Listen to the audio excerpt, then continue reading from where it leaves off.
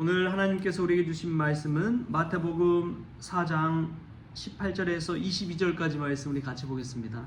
마태복음 4장 18절에서 22절까지 말씀 우리 한 목소리로 읽겠습니다. 갈릴리 해변에 다니시다가 두 형제 곧 베드로라 하는 시몬과 그의 형제 안드레가 바다에 그물 던지는 것을 보시니 그들은 어부라. 말씀하시되 나를 따라오라. 내가 너희를 사람을 낚는 어부가 되게 하리라 하시니 그들이 곧 그물을 버려두고 예수를 따르니라. 거기서 더 가시다가 다른 두 형제 곧 세베대의 아들 야고보와 그의 형제 요한이 그의 아버지 세베대와 함께 배에서 그물 깁는 것을 보시고 부르시니 그들이 곧 배와 아버지를 버려두고 예수를 따르니라. 아멘. 할렐루야. 말씀 가운데 귀한 은혜가 저와 여러분에게 있기를 소망합니다. 오늘은 예수님의 부르심과 예수님을 따르는 제자들의 모습을 통해서 하나님의 은혜를 나누고자 합니다. 예수님께서 천국 복음을 전파하시고 갈릴리 해변에 다니시다가 두 형제를 부르는 장면이 나옵니다. 처음 부른 그 형제가 시몬 베드로와 안드레입니다. 부르심을 생각할 때마다 이 예수님의 부름을 받았다는 것이 얼마나 큰 축복인가, 얼마나 큰 은혜인가. 사실 그 갈릴리 해변에 그 형제들밖에 없었겠습니까? 수많은 어부들이 있었겠지요. 아버지와 아들, 형제들, 정말 많은 어부들이 있었을 것입니다. 제가 목포에 사역할 때도 보면 목포항에 가면요, 배가 착착착착착 얼마나 많이 있는지 몰라요. 어선들의 배가 이 항에 쫙 몰려 있는데 많은 배들이 한 곳에 모여서 정박해서 있습니다. 예전에 제주도 가서도 보니까 배가 이 정박해 있는 곳 앞쪽에 어촌 마을에서 보면 그물 쫙 펴놓고 선지라고 하는 그 모습들 볼 때가 있었습니다. 그때 예수님의 부르심을 받았다는 건 얼마나 특별한 일인지 모릅니다.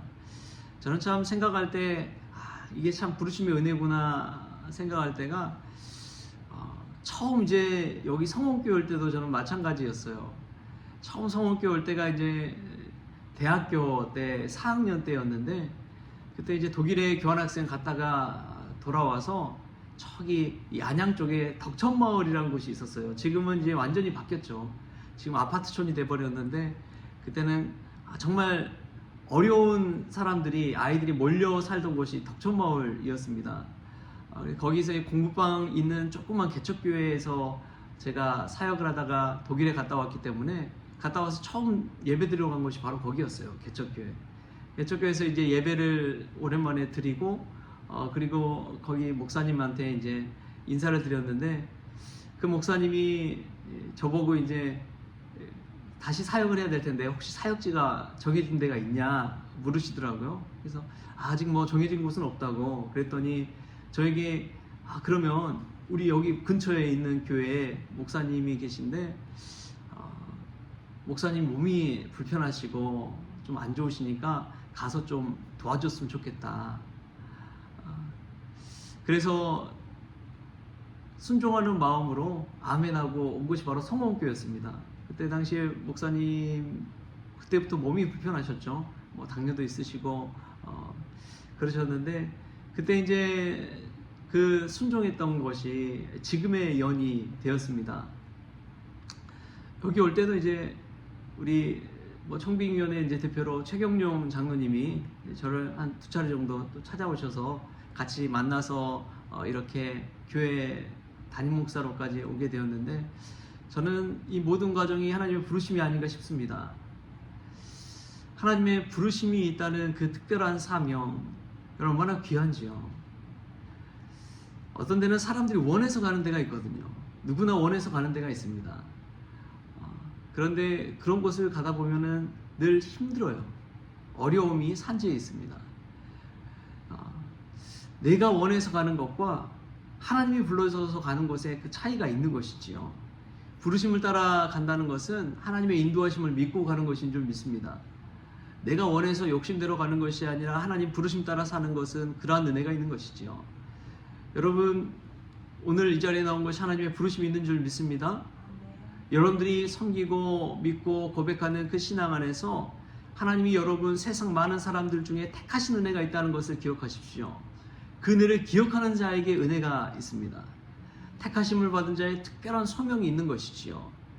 그 특별한 소명이 있기 때문에 어떠한 어려움이 와도 흔들리지 않을 수가 있는 것입니다. 사실 예수님께서 나를 따르라 부르셨지만 여러분 예수님이 뭐 가진 게 많이 있었겠습니까?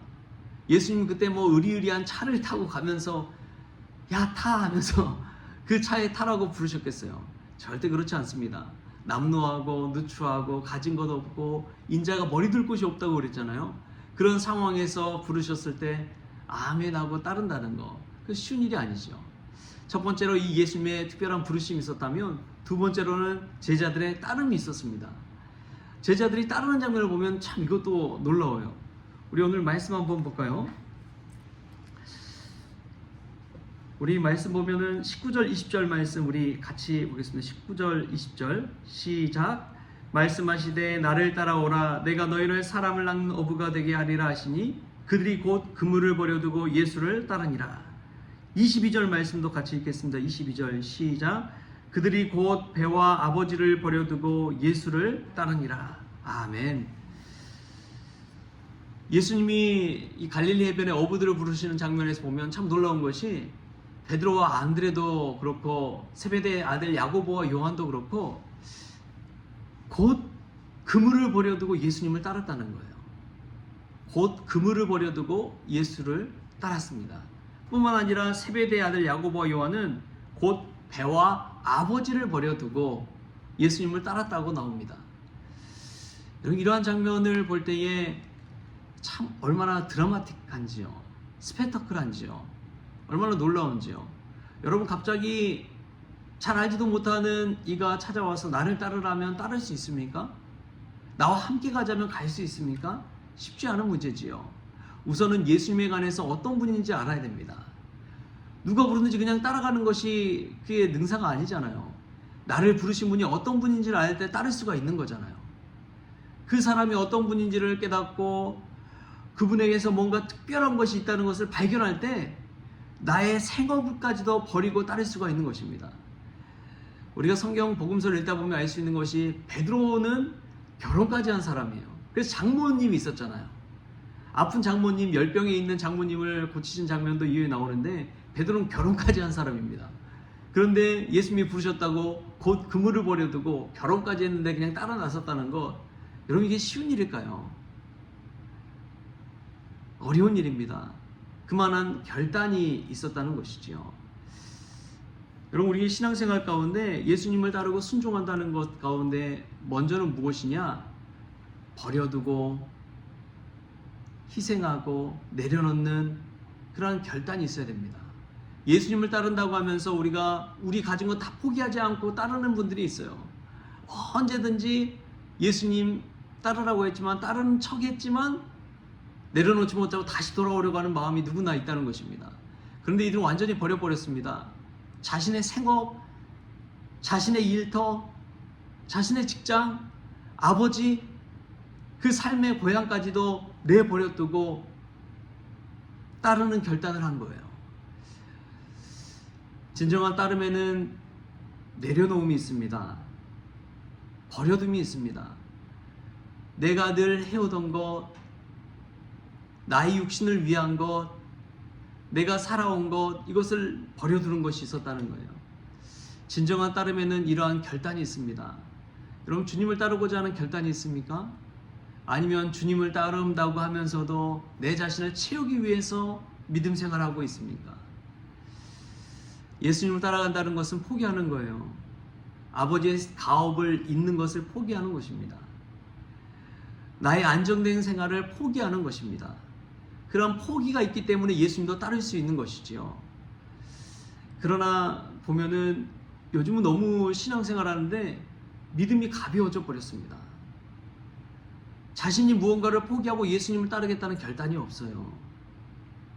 그냥 여기 좋은가 보다, 환경과 분위기 보고 그냥 교회를 등록하시는 분들도 있잖아요.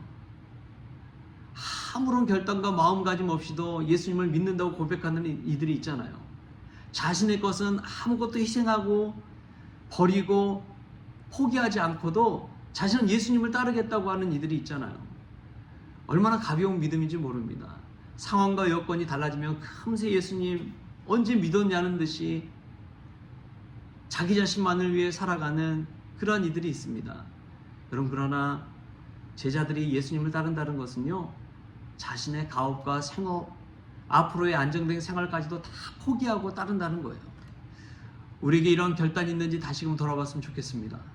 예수님이 부르신다면 그 부르심의 특별한 은혜를 깨닫고, 예수님이 나를 부르셨을 때 나의 가진 거 다 버려두고 예수님을 따르겠다는 그런 결단이 우리에게 있는지 오늘 말씀을 통해 우리가 깨닫는 은혜가 있길 바랍니다.